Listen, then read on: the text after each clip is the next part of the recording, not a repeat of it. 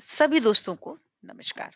आज मैं आपके साथ एक बहुत ही गंभीर से मुद्दे पर बात करना चाहती हूँ और आज का जो बातचीत का मुद्दा है वो है, दिल तो पागल है। ये एक तर्कपूर्ण बात है या फिर लोगों ने ऐसे इल्यूजन फैला रखा है कि भाई दिल तो पागल होता है ना? मूवी भी इस पर बहुत सुपर डुपर हिट मूवी है ना? दिल तो पागल है, दिल दीवाना है। तो देखते हैं कि ये वाक़ई सचमुच की बात है या फिर बस ऐसे ही कहा जाता है। तो इसे प्रूव करने के लिए मैंने 2 चीज़ों का सहारा लिया है। एक एस्ट्रोलॉजी यानी कि कुंडली विज्ञान और एक न्यूमरोलॉजी यानी कि अंक विज्ञान। देखिए हमारी एस्ट्रोलॉजी क्या कहती है।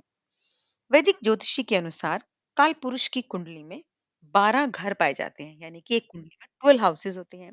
कुंडली का जो चौथा घर है वो काल पुरुष का दिल है। यानी कि जो कुंडली में 4th हाउस है वो आपका हार्ट, आपकी फीलिंग्स, आपकी सेंसेशंस हैं। दिल अर्थात ये भाव मनुष्य की भावनाओं का और संवेदनाओं का घर है। इस चौथे भाव में जो राशि पड़ती है वो होती है कर्क। 4 नंबर की राशि कर्क।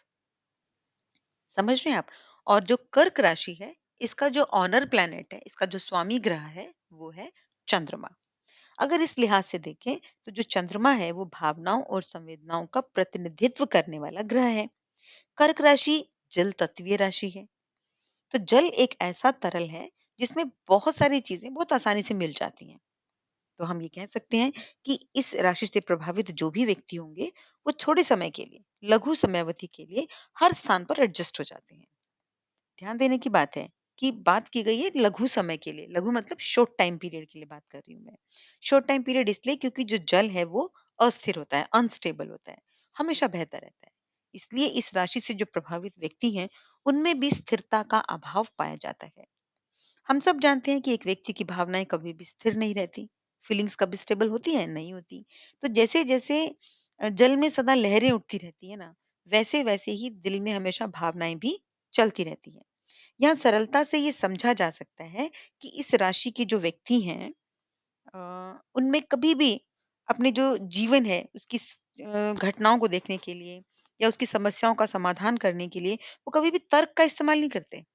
बहुत ठोस निर्णय वो कभी भी नहीं ले पाते, क्योंकि इनके निर्णयों में हमेशा भावनात्मकता का पुट ज्यादा पाया जाता है। दिल से सोच के निर्णय लेते हैं, दिल से होते हैं उनके डिसीजंस। अति भावनात्मक होने के कारण या संवेदनशील होने के कारण इनका जो व्यक्तित्व है, इनका जो सोच है, इनका जो व्यवहार है, वो दूसरे व्यक्तियों की सोच और व्यवहार से बहुत जल्दी प्रभावित हो जाता है। इस प्रभाव को कर्क राशि के व्यक्तियों के शब्दों और उनके आचरणों में आप आसानी से पहचान भी सकते हैं। अब देखिए कि अंक शास्त्र के अनुसार, ये तो मैंने आपको कुंडली का बताया है ना, कुंडली शास्त्र के अनुसार। अब देखिए कि जो न्यूमरोलॉजी है, अंक शास्त्र वो क्या कहता है? अंक शास्त्र में जो 4 नंबर है, जो हम कर्क राशि एस्ट्रोलॉजी में कह रहे हैं, वो 4 नंबर अंक शास्त्र में राहु का नंबर माना जाता है। ठीक? राहु व्यक्ति के जीवन में क्या करता है? भ्रम क्रिएट करता है, जुनून पैदा करता है, उलझन की स्थितियों को पैदा करता है। भ्रम समझ रहे हैं ना आप? मैं अपने श्रोताओं को बता दूं कि भ्रम मतलब इल्यूजन्स क्रिएट करता है। बहुत क्लैरिटी नहीं रहने देता राहु जो है वो व्यक्ति के दिमाग में, मन में, जिसके कारण व्यक्ति घटनाओं और अनुभवों को तर्क के आधार पर नहीं देख पाता और ना ही समझ पाता है।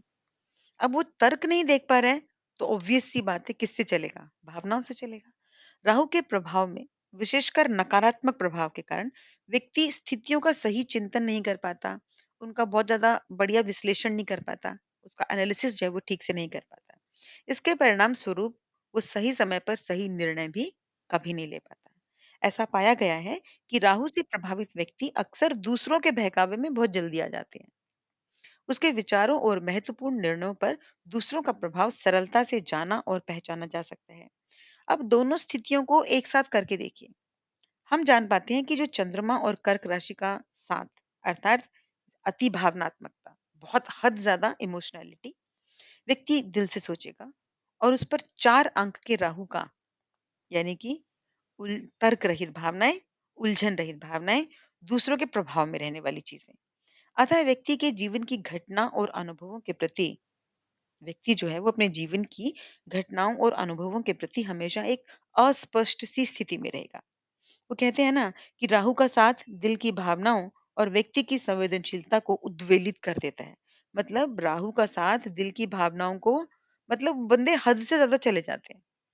अपनी अपनी लिमिटेशंस को नहीं पहचानते, अपनी लिमिटेशंस को अक्सर क्रॉस करते हैं वो, गुस्से में भी, प्यार में भी। भावनाएँ भ्रम में उलझकर बेकाबू हो जाती हैं। राहु व्यक्ति को ऊर्जा से भर देता है और इसीलिए व्यक्ति में एक जुनून की स्थिति उत्पन्न हो जाती है। ये जुनून व्यक्ति को प्रायः अतिवादी बना देता है। भावनाएं अतिवादी हो जाएं तो मेरे प्रबुद्ध पाठक, मेरे श्रोतागण इस बात को बहुत अच्छे से समझ सकते हैं कि दिल तो पागल ही है।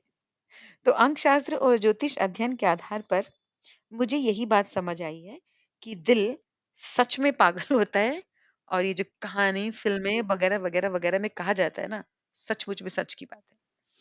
सो धन्यवाद। इसी के साथ मैं अपना विचार को यहाँ पर विराम देती हूँ और मैं उम्मीद करती हूँ कि आपको मेरे विचार पसंद आए होंगे। इसके साथ सहमति या असहमति नो डाउट आपकी हो सकती है दोस्तों। तो आप मेरे साथ अपने विचार ज़रूर साझा करें कि आपको क्या लगता है कि वास्तव में ये बात ठीक है या नहीं? जिन दोस्तों की एस्ट्रोलॉजी या न्यूमरोलॉजी में थोड़ा-सा भी मतलब रुचि होगी, उनको थोड़ा-सा भी इंटरेस्ट होगा, तो वो मेरी बात को बहुत अच्छे से पकड़ भी पाएँगे। है ना? और अगर किसी के मन में कोई संदेह इस बारे में आए, तो भी आप मुझसे बात कर सकते हैं, अपनी जिज्ञासाओं को साझा कर सकते हैं।